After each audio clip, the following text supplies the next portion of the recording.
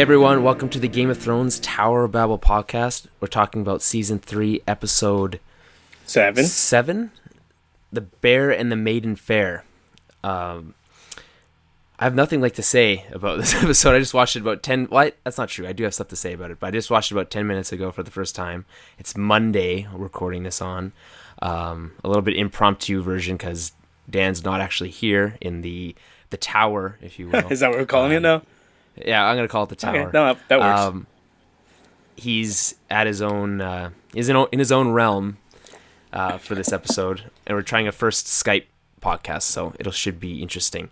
Dan, do you want to start us off by giving us your thoughts on this episode as a whole, and then we'll jump into scene by scene breakdowns? Yeah, I fucking hated it, but not actually. No, it was a much slower episode though.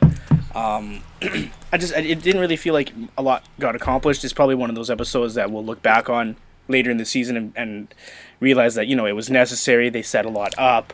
You had to learn, you had to witness these things in order for what happens later to be more substantial. But just as a standalone episode, or just after having watched it a couple times, I was kind of bored with most of it. How many times did you watch it? I watched it 3 times. The third time I was just kind of pausing it and writing my review at the same time. Okay. But yeah, watched it once last night and then once this morning. And then so did it become progressively worse the more times you watched it? Well, I mean, I was more aware of it. I watched it last night and I was like, hey, it's leading up to something and the shit's going to get better. And then I watched it today and I was just more mad at some of the stupid stuff that happened. Was there a lot of...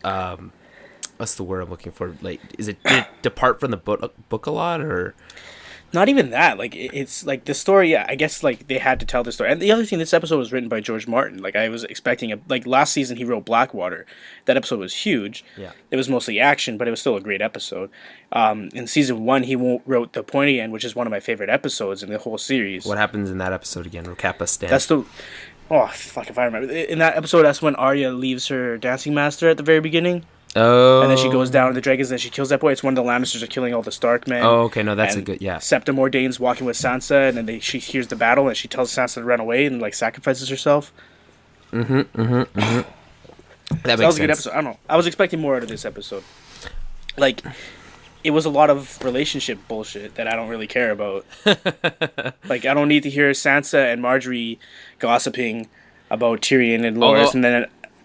So okay, hold that thought. Let's just jump right into the scene by scene breakdown. Okay, sure, yeah. Where did it start? It started with Jon. Jon. There's a lot of Jon actually in this episode. Yeah, it was. Okay, and that's fine. It started with Jon and them, and they're on the south side of the wall now, moving around, whatever. And Orell is kind of whispering in both Jon and Ygritte's ears, telling them why they could never be together, why they shouldn't be together, and why it's never going to work. And then they have, I think, 3 scenes. So there's one where he does that to Jon, another scene where he tells Ygritte that he would take care of her, and they're the same people and all that stuff, but she loves Jon, and he just tells her that it will never work as soon as she sees his true colors. And this is these kind of things that both of these characters are kind of worried about already, because they don't it is kind of a relationship based on falsehood, Jon came over, but she knew that he wasn't being honest with her completely and stuff like that. So she's always been worried about that, so she's trying to convince him to just give in and actually be a wildling and, be with her. And in their third scene, they kind of have a little confrontation where he says that they can't win, and she says, well, you're one of us, and they kind of just decide to be happy while they spend whatever time they have together being happy. But it's not really clear if Jon has decided to actually embrace the wildling life, or if he's, still a man of the Night's Watch, and he just knows that their time is limited. It seems like they're purposely making that ambiguous, I think, at this point still. Yeah, and that's fine, but that's 3 large scenes that really don't progress anything. No, it's true. That's my issue with it. There was some good dialogue, and I really liked when Ygritte's like, is that like a palace or whatever she says? And it's nope, that's just a windmill. That's a windmill. No, yeah, those I don't actually have a problem with the Jon and Ygritte stuff. I like those scenes, and Ygritte, just for the record aside, the actress, I can't remember her name, I should look it up right now, but I'm not gonna. But the actress is doing a phenomenal job with that role. Just based on what you know from the book? Just in general, she's a good actress. Yeah, like she's playing the part well, and even adding to the part. I'm really enjoying watching her in that role. No, I agree. She's good. Well, she's a lot better than Shay, that's for sure. But you really have a hate. I don't. Shay. I just think she's the worst actress on the show. But I mean, that's not saying. I mean, that's saying a lot because there's some really good actresses on the show. But I mean, she's poor, and she continued to be poor. Speaking of Shay, if we could talk about that scene with Tyrion, which was that's what I'm talking about. Though it's like we were watching a soap opera today. Yeah, you know what? You're kind of winning me over here. He's marrying Sansa, and he wasn't supposed to marry Sansa, and he's supposed to love her, but he can't ever love her because of his father, and it's all this crap that is part of the story. So yeah, it has to happen, and I'm not that mad at it, I guess, but it's just I have no patience for Sansa. I hate Sansa. That scene with Marjorie is interesting because it shows that even though she's like gone through all this, she's still so naive when it comes to being just an adult and like and like when she's like yes. Well, because she hasn't really had a chance to grow up. She was just thrust into this, right? Like I understand that. It's just annoying to see her making the same dumb decisions. And then Marjorie, she's trusting Marjorie, which I have a hard time trusting Marjorie. I don't know why. I just feel like there's something behind her. Well, you know what I mean? That whole house seems to have ulterior motives for everything. Except for Loras, who just likes to have gay sex. Yeah, that's his only motivation. It seems like it. I don't know. I'm having a hard time. Yeah, there was that scene, Sansa and Marjorie talking, and seriously, that scene dragged on for me, and I just didn't care. And then right after that, there was a scene of Tyrion and Bran also not gossiping, but just being like, yeah, like you should do this. To be fair, though, just talking about the relationship stuff. I understand they had to deal with the fallout of the engagements and stuff, but yeah, I also enjoy that seeing Bran again because.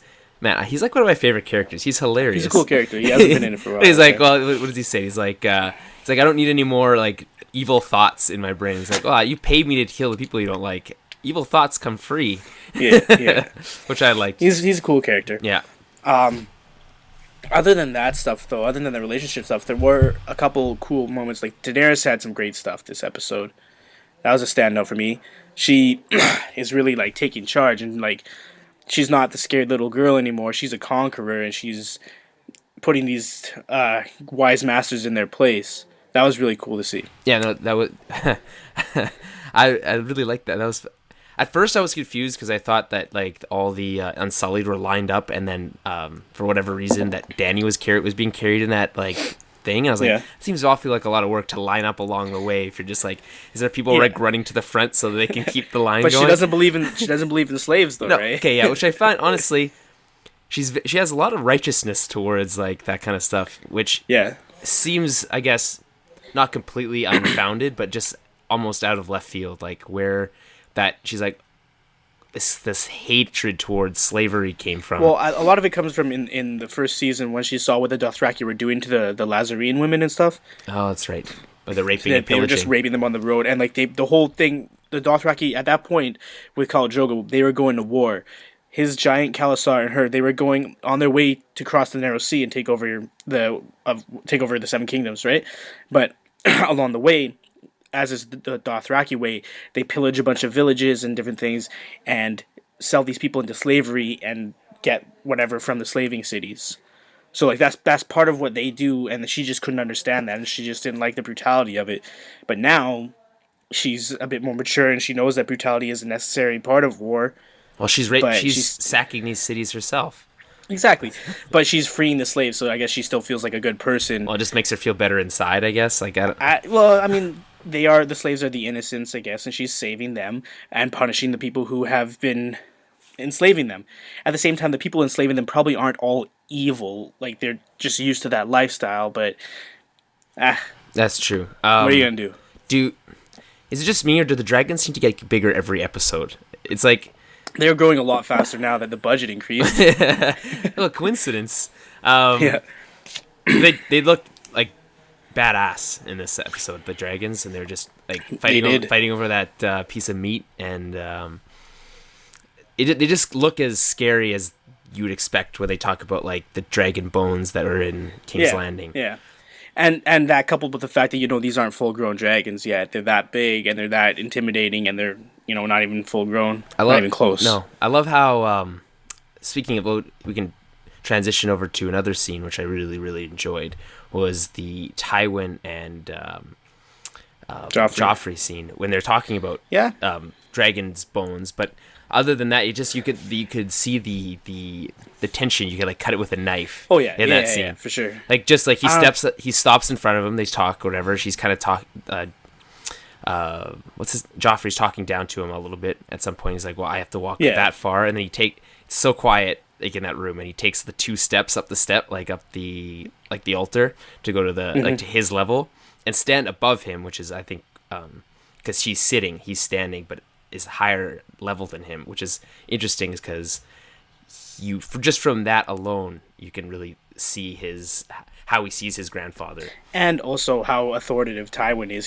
He's not backing down from the king. He's also not like bitch slapping the king because he can't. He has to try to show him a little bit of respect, but at the same time make it clear that he's really in charge.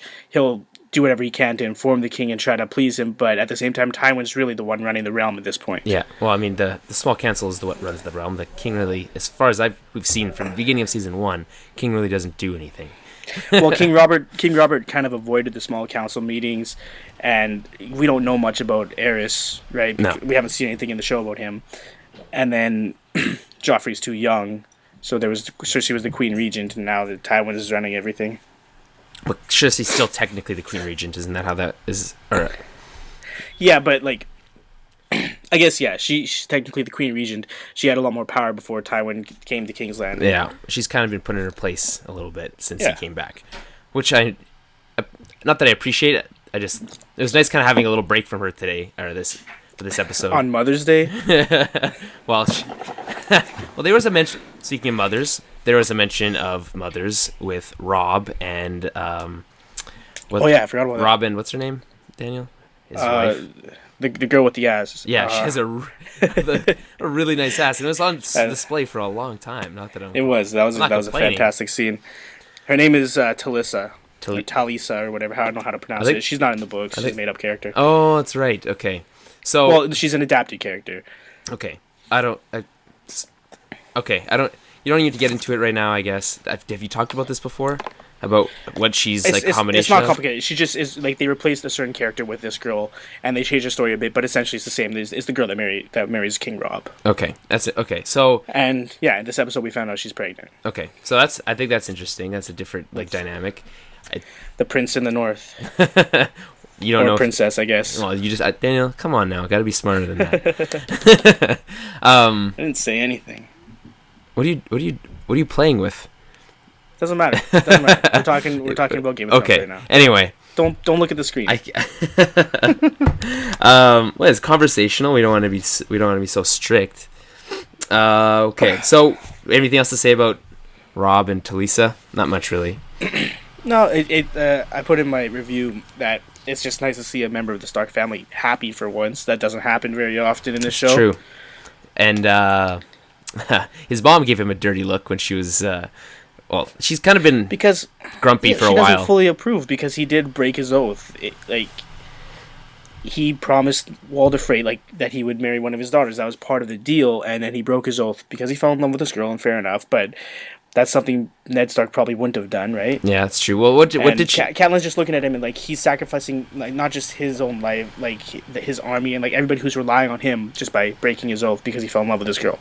Well, what you know what I mean? Yeah. Well, what did she say that I think it was this season or last season was that if you treat your oaths loosely, your bannerman will as well, or your men will. Yeah, something along those lines. I really like that line. It stuck with me for a long time. Not that I can fairly remember it word for word, but whatever. What else happened this episode? We had so okay. Speaking back to Dany for a quick second. So she sent. We learned that the people in Yunkai have powerful friends, is what the guy said, and she sent Jorah to go find out more because he didn't know. Which is usually he's the one. He's right away has an answer for him. Do you have anything? I don't know what that means. You can, but you can't speak to it, I guess. Pretty much. Okay. Well, we'll find out next episode. Just judging from the episode title, you'll find out next episode. So we have what's next week's episode called? The Second Sons. The Second Sons. Okay, and then we have big episodes, which is episode 9 and then 10 when they were done for the season. The Reigns of Castamere, and then episode 10 is called Misha. Okay, so that means none of those things mean anything to me. I'm sure as a book reader they do, but I have no idea. They mean a lot to me, but it's okay.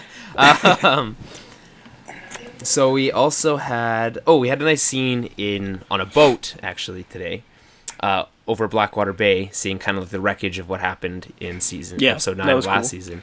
And it was a nice, very quick little scene, but and I think it was necessary because he eventually needed to know, and by he I mean I guess what's his name, Dan? Gendry needed to know that he was what he was meant for, or where he came from. Well, it's not clear what he's meant for, but yeah, he is the son of Robert. We all knew that already, though, but the character didn't, so he needed that reveal. The other thing she says in that little bit is that there's power in King's blood. Well, she's mentioned that before, hasn't she? Has she? Yeah, maybe she has. She has.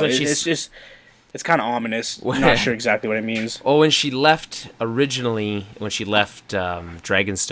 she said, "You're not the only one with whatever King's blood," and because he didn't have the energy or whatever anymore, Stannis didn't. Which I think was interesting. He just looks so ragged. Stannis does all the time. But he's a beaten man. So that was a good. Again, we've been saying that we said there's a couple good scenes, but overall, you said this episode didn't really stand up.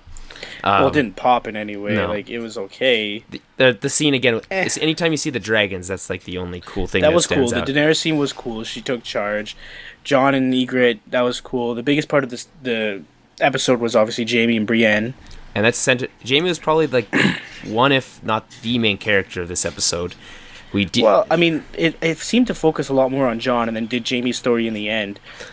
But Jaime's story was definitely more important. Well, I'd say it seemed like his actually went through more time. Like they had the first meeting where he found out what was happening, or he talked with Brienne, told her what was going to happen. Yeah, and then left. Found out, had the whole scene where he was leaving, and he sees the guy who cut his hand off, and then Locke then leaves. And then we also had to reaffirmed that the whole agreement between him and help me out here, Dan. Roose Bolton, thank you. Names are not aren't helping me today.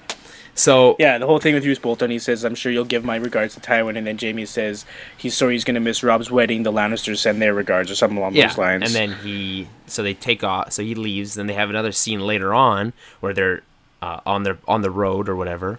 Yeah, and he's talking to Qyburn. Is that Qyburn? Yeah. Okay. The guy who was fixing his hand up. Oh yeah. He was talking to. Yes. Okay. I thought you were talking about the guy that was in charge of taking him. That's different. Qyburn was talking about his experiments on people, which was disturbing. Yeah. But we kind of already knew that anyway, so that's not that's not really a big revelation. What I thought was cool was seeing Jaime get back into his form, at least like mentally. He was like on his toes. Yeah. He's like, I could tell him this is the guy that chopped my hand off and you're instantly dead, or I could say this is the guy that saved my life. So we're gonna go back. Like even without a hand, he's still powerful enough that he can convince these people to do what he wants or do what he needs them to do. I think that comes back to what Brienne said 2 episodes ago when he said, oh, you lost your hand and you're being, what are you gonna do? What are you, a woman? And like stop being a baby, deal with it. Shitty things happen. Just you gotta deal with it and get over it. And I think at this point he kind of is. Also, he goes, I think he has a very certain sense of duty and honor. That's I don't know if maybe that's not the he does and he doesn't. He's talked about it before. I mean, about doing the right thing, necessarily over duty or honor, but he feels it's weird because like Jaime has so far he's been the kind of character that we think has no honor, and just like when he throws Bran out the window, that's pretty shitty, and like he's fucking his sister and all this stupid stuff. At one point in his life, he obviously had dreams of grandeur of being this knight, and he was appointed to the King's Guard, and obviously that's a huge honor, and he was that kind of guy, and now he's kind of getting that back. He's Brienne has reminded him of what it means to be a knight and what it means to have honor and pledge an oath. And he's taking this one seriously, which is probably the first one he's taken seriously in a long time. Well, he went back and saved her. Part of that too is him killing the Mad King. He talked about it in episode 5 when he was in the bathtub. Like, he did that. He saved King's Landing. He says 500,000 people in this episode is the population of King's Landing. Like, he did it for the best of intentions, but in the eyes of the realm, he's an oath breaker. Yeah, he broke his oath to the king, and that's like one of the worst. And like since then, he's probably just like accepted that as his fate. You know, it's like, let them call me that, you know, let them, and then it's probably hard for him to try to be an honorable knight if that's what everyone looks at him as. I guess that's true. So you kind of take on what people are. It's so if everyone's calling you Kingslayer, you're gonna eventually kind of see yourself in some way in that light. Well, I guess that makes sense. But now we can get. But yeah, so now Brienne's reminded him, and now he decides to, you know, save the damsel in distress this episode. The Maiden Fair, if you will. Yeah. So he does go back, and I think the coolest part of this episode, never mind the dragons, was a fucking bear. A big-ass bear. That was really fucking cool. Comes in, you can hear them singing the song. Was it his men that were singing that song 3 episodes or 4 episodes ago when they were on the road, or was that someone else? I think it was. Okay, so I think it was the people that had captured him. So that's some good foreshadowing. It is like a popular song throughout the series, like everywhere. It's not just like a northern song, but so it's like a pop song. Well, it's the Game of Thrones version of Call Me Maybe. Thank you. So anyway, so he is another part of where another time where you see Jaime not so much in control. As soon as he gets into the castle, he's like, "Where is she? Be quiet!" And then he jumps off his horse, starts running. He looks a little bit more out of control, more desperate. Which you almost since you haven't seen him that way since he lost his hand, but even then he was still more just like kind of lost, didn't really know what was going on. This seemed to be had determination, but not was in like. Yeah, I know, and like he didn't have a game plan. He just and then after he finds out where she is, he just jumps into the pit without a weapon. What is he gonna do? No. He tells the guy that was in charge of taking him to King's Landing that if I die from this bear, you're in a lot of shit. So you got to shoot the bear. When does he say that? Well, he doesn't say that, but yet that's like you assume that. No, he just jumps in, and that guy takes it upon himself to do that because he needs Jaime alive. I guess that makes sense. I assume that he told him. He talks to Locke, and then he jumps in, and he just puts Brienne behind him, and then there's a bear, and then the guy shoots it. So how does he climb up with only one hand, is what I want to know. Yeah, he just, that's why it was hard for him to grab her hand, because he used his one good hand to climb up a little bit. Yeah. And then he had to, like, kind of use his forearm of the other hand to hold that ledge and grab her hand. Okay, either way, cool scene. That's how the episode ended. We pretty much touched on everything. A couple other things that happened. We saw Theon again. A couple of ladies with him. Also, still, it's just as confusing as ever. Yeah, like, he's just being tortured at this point. Yeah. Like, so nothing. There was no new information in that scene as well. Like, it just no. Sucked for him. No. I think we can all safely assume that we know what's happened to him. It wasn't shown because I wouldn't want to see it, but we all know. Well, no. Yeah, okay, so he lost his junk, but... Yeah, that's a pretty big deal. I guess. Yeah, it is. Like, for him it is, but, like, for the story it's not. Also, we didn't get any, you don't know who his captor is still. What's the deal with that whole talking about, like, his well-known, like... It's spoken about that's just that they're pumping up his ego, right? Okay, is that an actual thing? That's like no, they're just making that up. Okay, that's what I thought. They're just doing that to pump up his ego and make him think, like, make him forget about the torture, and then he gets brought back into the torture, and it's just that much worse. Okay, that makes sense. It's just that the guy, whoever he is evil. Yeah, well, meticulous obviously. And evil, and Arya also happened. We had a little short scene with her. She got captured by. The Hound, which we thought all had taken off, but was apparently hanging around. He's been in there for 3 days, just in hiding. He's been following them a little bit, I guess, because he knows the Stark Girl's worth money, right? Yeah, that makes sense. Does he want just money, or is he? I don't know. He has not said what he's after, but he just. Well, not really, because he's in it for 2 seconds, but yeah. Hopefully, we'll find out more in the next couple episodes. Okay. Well, she's pissed because still mad about the whole selling of Gendry thing. Yeah, which is understandable. And also now they've been saying that they're bringing her to Riverrun for this whole time, and she's been looking forward to seeing her family. And they decide they're going to go south, backtrack a little bit just to fight these Lannister men, and as far as she's concerned, that's just for more gold. She just looks at them as robbers at this point. Well, that's pretty much what they are. So yeah, but they have good intentions. Yeah, well, the best intentions, that saying goes. Yeah. What else? We have... I think that's it, man. Nope, Bran and Rickon. No, I always forget about them because it's always a shitty scene. Rickon also didn't have speaking role. He just doesn't ever really speak ever, which is whatever. He's a small child. How old is he supposed to be? 3, 4? No, older than that. Like 8. No, younger than that. 8? Well, in the show, yeah, he's a bit older than that, but in the book, he's like 3 or 4. Okay, so yeah, in the show, he's like 8, maybe. Anyway, so we have a scene with what's her name? Asha, and she talks about they need to get to Castle Black, and she talks about why they shouldn't go beyond the wall, and I think, which is a really great scene and really well acted, was her story about how she had a guy, and they did the whole "I was hers and she was mine" line again that they often use which is, I guess, I don't know. And then anyway, that's not really important. I just noticed that that's a through line throughout the series. Anyway, so she talks about how the White Walkers beyond the wall again. I mean, that we all know they're there, but she's saying that there's a reason we can't go back there. I don't want to go back there because she's witnessed firsthand that kind of stuff. I kind of don't really care about Asha, but I know. I thought that was a well acted scene. It's cool that it's her saying that she won't take them past Castle Black. She's saying she promised the Maester she would take them to Castle Black to where Jon is. She won't go past the wall. She doesn't want to go back there because she knows how dangerous it is. But now Bran, with his visions and with Jojen talking to him, says that he has to go past the wall, that they're not even going for Jon anymore. They're going to find this three-eyed raven, whatever that means. Well, I assume there's no actual three-eyed raven. Well, I can't actually assume that, but... Well, whatever it is that's speaking to him in his dreams then. It's obviously some sort of, that's the word I'm looking for here, Dan. Again, help me out. I'm trying to... It's not actual three-eyed raven, it's a... I don't know. I don't know what you're trying to say, man. Like a metaphor, maybe, or something like that. Anyway, maybe I'm going too far. Maybe I'm reading too much into it. Who knows?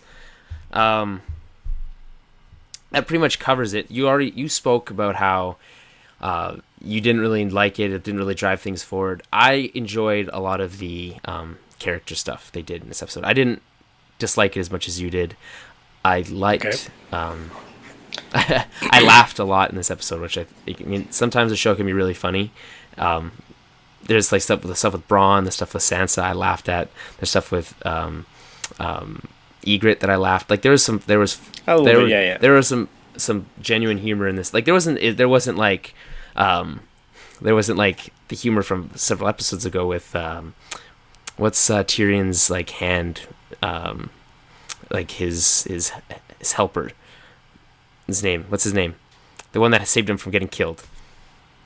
Pip. Doesn't matter. No, well, yeah, anyway, him that whole sex scene was lit. Like, and they're like, yeah, that was really funny. But anyway, and Bronn was there again. I'm a Bronn has a lot of humor. Yeah, I don't know. Like, it's just frustrating for me to have two kind of slower episodes in a row like this, where really not a lot is happening. Yeah. But I mean, it's like even if, like, you want to say character development, and that's what episode 6 did. But this episode, the only character that was very developed was Jaime, because he had his whole like change and everything. Other than that, Sansa is still like this little girl that doesn't know anything, and she's just talking to like she just has another girl to gossip with.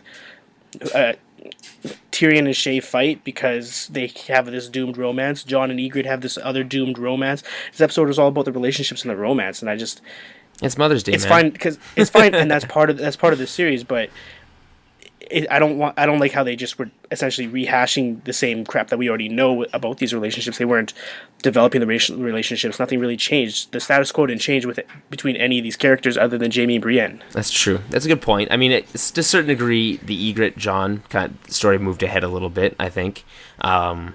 Arya, we got another look into how she, like, her dark side when she's like... Yeah, that was cool when she said that she only, like, she worships the one true god of death. Yeah, which is... That's cool. That's what Melisandre was talking about last episode, how she sees a darkness in her, and that's what that is. So, like, those small things that although they might not be worthy of their own episode, are I appreciate on their own. Well, that's the thing. Like, a lot of this stuff, I guess, is necessary, and it's just, I don't know. Like, it has to happen. It wasn't a terrible episode. I didn't hate it. I wasn't like wanting to turn it off. I still watched it 3 times. So, I mean, I'm never gonna hate an episode. I just would have liked a little bit more out of this episode. No, and it was good to see finally Yunkai is an actual place, which looks like a pretty cool place actually, with like a giant mountain protecting one side and walls, and they're saying, well, hey, you know, it would be tough to sack the city because they could essentially, like, even if you're sieging just it, they could wait you out. Which is interesting that it's not just because she's got this big army and 3 like half-grown dragons or less than half-grown, that she isn't invincible. She can't just take anything she wants at this point. But she's acting like it. That's true. I mean, I think she could probably assume that attacking them at this point would be difficult, based on her, like, the strength of her army, and she does have dragons. Although I don't know how effective they are at this point in like combat. I mean, we know that they can burn one person or a couple people, but I don't like they're still small. They're still vulnerable to like arrows and spears and stuff like that. They seem relatively. She doesn't want to just send them in. Yeah. So if you're attacking something that would be foolhardy if you're gonna waste your dragons and like that anyway. I assume I don't know. My guess is we're gonna see a dragon die before the end of the season's over. That's my guess. Yeah, there's something she's been overplaying her hand a little bit. I mean, she has certain strength and she has a nobility about her, but you know, there's strong. I assume there's strong people on that side of the Narrow Sea. Oh yeah, so no, for sure. Like they're not. She can't just roll through and sack every city. Yeah. So but she's definitely acting that way. Yeah. So she's gonna get. I think she's gonna be some comeuppance coming her way. Not that I think she's gonna fail and gonna be like sent back to square one like she was at the halfway point of season 2, or I mean the beginning of season 2. But I don't think she's gonna come out of this quite as shiny as she did the last city she was in. Yeah. Because the last city wasn't expecting it either. Well, they know what's coming. Prepared. Yeah. All right, well, that pretty much wraps up what we have to say about this episode. So find all our episodes on iTunes and Stitcher. You can find the full podcast with all our stuff. We talk about movies, other TV shows. We talk about video games, comics. You find that at the Tower of Babble podcast. That's also on iTunes and Stitcher. And you can find everything all together at towerbabblepodcast.com, or on iTunes at Tower Babblecast, or on Facebook.com/Tower Babblecast, or on Google Plus somewhere. I don't know what the name of it is. Same thing. It's Tower Babble something. I'm sure you can figure it out. Yeah, Google it. And Twitter. I said Twitter already. No, you said iTunes, but you meant Twitter. Oh, okay, well, if I said iTunes at Tower Babblecast, it was Twitter at Tower Babblecast. Yeah, there we go. Yeah. All right, well, we'll see you guys next week when we talk about season 3, episode 8, The Second Sons. Okay, I'll see you guys next week. Before you guys go, you should know that the theme for today's episode was performed by Mark Fowler. He did a Game of Thrones cover on the piano, and you can find all his work on YouTube as UK Piano, all one word, as well as on iTunes.